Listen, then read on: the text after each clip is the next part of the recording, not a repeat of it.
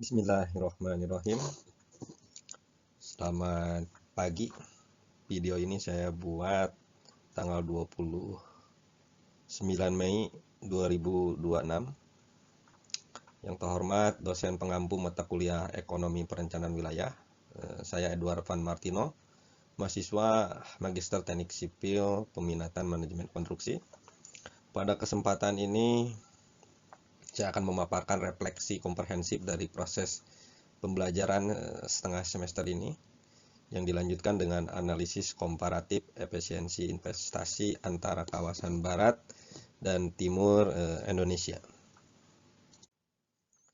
Baik, masuk ke topik 1 ya pada waktu kuliah EPW, berbicara teori, definisi, dan konsep ekonomi wilayah. Kita mulai dari pondasi pertama. Di mata kuliah ini pemahaman saya mengenai wilayah di rekonstruksi. Wilayah bukan lagi sekedar garis batas administrasi di atas peta, melainkan kesatuan sistem fungsional sebagaimana terlihat pada diagram di layar. Dinamika wilayah digerakkan oleh aglomerasi, yaitu pemusatan aktivitas ekonomi untuk mencapai efisiensi. Aglomerasi inilah yang memicu interaksi spasial antara daerah, namun jika interaksi ini tidak dikelola dengan tata ruang yang baik, ia justru melahirkan paradok ketimpangan, di mana wilayah maju akan semakin menyedot sumber daya dari wilayah tertinggal. Berikutnya masuk ke topik kedua, yaitu teori lokasi dan dinamika sosial. Secara klasik, kita mengenal model Alfred untuk teori lokasi yang berfokus murni pada minimalisasi biaya transportasi dan teori hierarki layanan, yaitu Walter Christoller. Namun seiring berjalannya waktu, paradigma ini berevolusi. Pemilihan lokasi investasi saat ini tidak lagi hanya soal jarak fisik ke bahan baku, melainkan sangat ditentukan oleh ekosistem klaster dan dinamika sosial. Kualitas SDM, stabilitas sosial, dan daya tarik urbanisasi menjadi variabel non-teknis yang krusial bagi manajer konstruksi dalam menentukan kelayakan sebuah site project. Masuk kita ke topik ketiga mengenai analisis basis ekonomi dan mekanisme pengganda. Jadi lalu bagaimana sebuah wilayah bisa menjadi kaya? Jawabannya ada pada slide ini, yaitu sektor basis. Sektor basis adalah lokomotif yang mendatangkan uang baru dari luar melalui ekspor. Setiap rupiah yang disuntikan ke sektor basis akan menciptakan efek domino atau mekanisme pengganda multiplier ke sektor non-basis lokal. Namun dari penyerapan tenaga kerja hingga konsumsi rumah tangga, hal ini beririsan erat dengan model dari Charles Taibot, di mana penduduk dan investor yang rasional akan selalu putting with their feet. Mereka akan berimigrasi mencari wilayah dengan infrastruktur pelayanan publik yang paling efisien. Jadi pada prinsipnya orang akan mencari suatu tempat sesuai dengan preferensinya. Masuk kita ke topik keempat mata kuliah EPW, yaitu koridor ekonomi dan paradigma pertumbuhan endogen. Di slide kelima ini kita melihat anatomi koridor ekonomi. Koridor tidak boleh direduksi hanya sebagai bentangan jalan aspal. Ia adalah ekosistem 3 lapis: infrastruktur fisik, efisiensi logistik, dan tata kelola institusi. Keberhasilan koridor ini sangat bergantung pada pertumbuhan endogen, yaitu bagaimana wilayah berinvestasi pada human capital dan inovasi yang menciptakan knowledge spillover. Disinilah peran pemerintah diuji kapan harus menerapkan kebijakan yang place-based, yaitu secara spesifik melihat potensi lokal, dan kapan harus spatially blind atau penyeragaman infrastruktur dasar nasional. Masuk ke topik kelima mata kuliah EPW, yaitu analisis ekonomi wilayah. Jadi menyambung hal tersebut, teori kutu pertumbuhan atau growth fall mengingatkan kita bahwa pembangunan memicu dua efek ganda, yaitu spread effect rembesan positif ke pinggiran atau backwash berupa penyedotan sumber daya desa ke kota. Untuk mencegah backwash efek, perencana wilayah wajib menggunakan toolkit kuantitatif. Secara spasial kita menggunakan Moran dan Lisa untuk mendeteksi dengan presisi di mana klaster kemiskinan atau low berada. Secara struktural kita menggunakan location question dan shift share untuk mengaudit DNA keunggulan ekonomi wilayah tersebut. Berikutnya kita masuk ke topik ke-6 mata kuliah EPW. Jadi semua alat analisis tadi bermuara pada satu parameter audit ketahanan wilayah, yaitu ICOR, Incremental Capital Output Ratio. Formula ini mengukur seberapa efisiensi modal yang ditanamkan atau PMTB dan untuk menghasilkan 1 unit output PDRB. Koefisien ICOR yang bengkak adalah alarm merah adanya inefisiensi, pemborosan atau indikasi White Elephant Project. Analisis ini kita padukan dengan indeks Williamson untuk mengevaluasi apakah kinerja makro kita justru memperparah ketimpangan atau antar daerah bertetangga atau tidak, seperti dilihat pada grafik bagaimana suatu grafik tren daripada indeks Williamson itu disimulasikan di sebelah kiri dan sebelah kanan bawah ya. Baik, masuk ke kesan selama proses pembelajaran mata kuliah ini. Secara personal, proses pembelajaran setengah semester ini memberikan transformasi mindset yang radikal bagi saya. Siklus belajar aktif melalui review paper mingguan dan dialektika mendengarkan paparan kelompok lain berhasil melatih kompetensi saya sebagai seorang tim leader.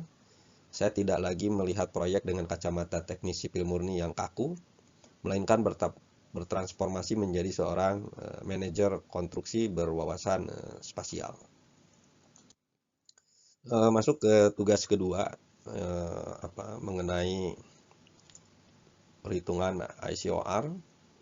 Jadi berbekal pemahaman teori tersebut, kita akan masuk ke tugas kedua ya, mengaudit dan membandingkan efisiensi kapital secara real antara kawasan Barat Indonesia KBI dan kawasan Timur Indonesia KTI pada era pra dan pasca Covid.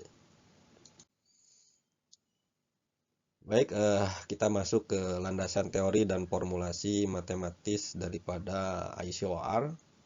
Secara matematis, analisis ini berakar dari model Harrod-Domar. Kita menggunakan formulasi ICOR tanpa jeda waktu atau lag zero untuk melihat merespon langsung output terhadap investasi tahun berjalan. Hukum emas dalam perhitungan ini adalah semakin tinggi ICOR, maka alokasi investasi di wilayah tersebut semakin tidak efisien. Angka yang ideal dan produktif berada di kisaran 3 hingga 4.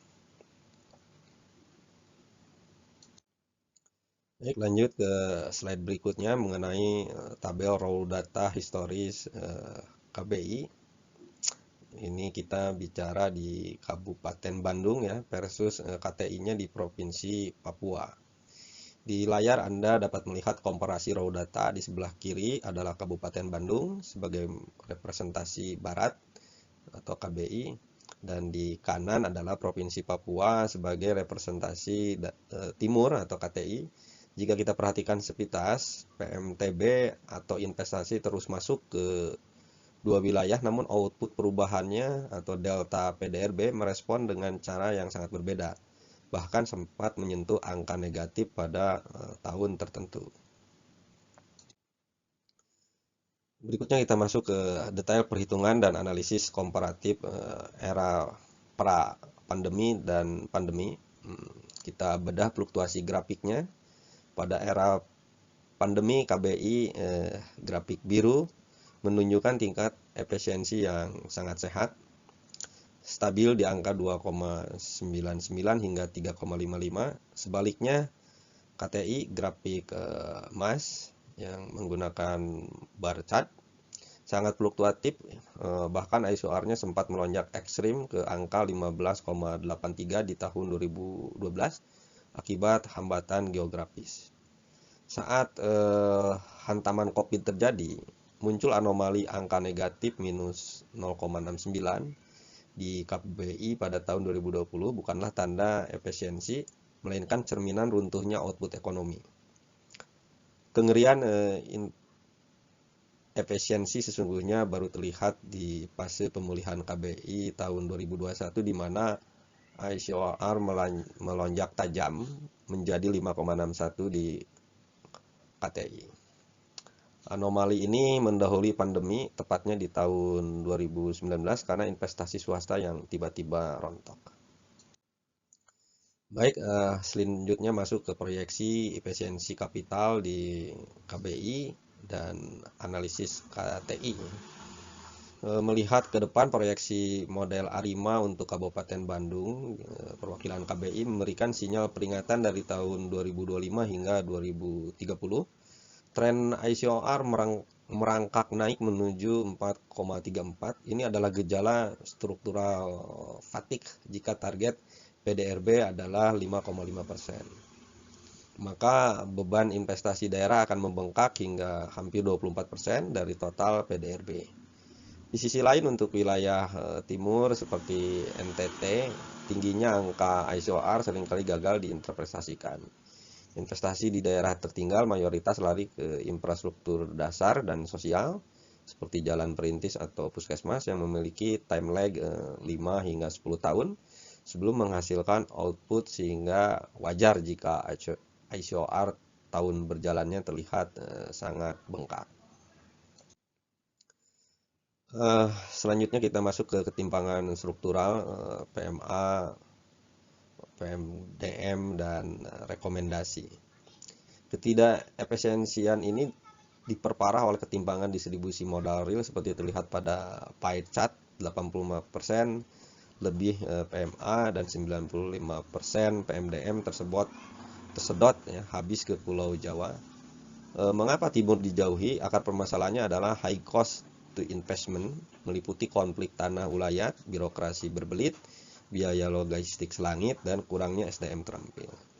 Kondisi ini membuat ICOR agregat di Indonesia menembus angka 6 hingga 6,8 yang paling tidak efisien di ASEAN. Oleh karena itu, saya merumuskan rekomendasi kebijakan teknis secara taktis. Satu, pemerintah harus menekan biaya siluman dengan memberikan kepastian hukum pelepasan tanah adat. Yang kedua, geser paradigma dari investasi berbasis eksploitasi lahan menjadi investasi tata ruang seperti pariwisata. Dan yang ketiga, jadikan ICOR sebagai indikator. Jangan jadikan ICOR sebagai indikator tunggal, dilengkapi dengan metrik pemerataan multidimensi. Berikut adalah daftar pustaka dan referensi ilmiah yang menjadi landasan audit dan analisis kooperatif dalam presentasi ini. Demikian pemaparan dari saya, Edward Van Martino. Ruang bukanlah wadah kosong untuk diisi beton, melainkan panggung di mana kesejahteraan harus dipentaskan secara merata. Terima kasih atas perhatiannya. Selamat pagi, salam sehat dan bahagia selalu. Terima kasih.